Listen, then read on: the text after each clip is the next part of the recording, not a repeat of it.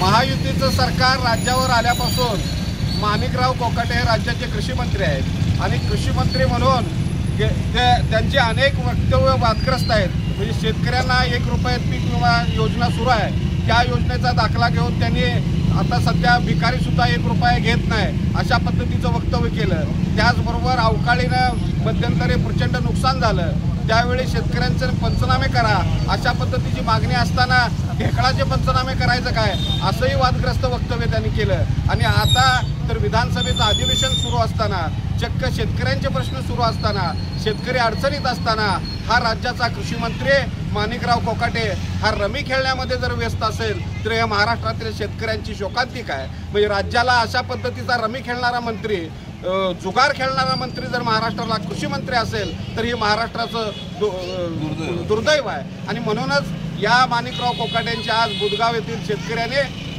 पुतळ्याचं दहन केलेलं आहे आणि त्यांच्या नावानं बोंब ठोकलेले आहे, त्यांच्या राजीनाम्याची मागणी केलेली आहे।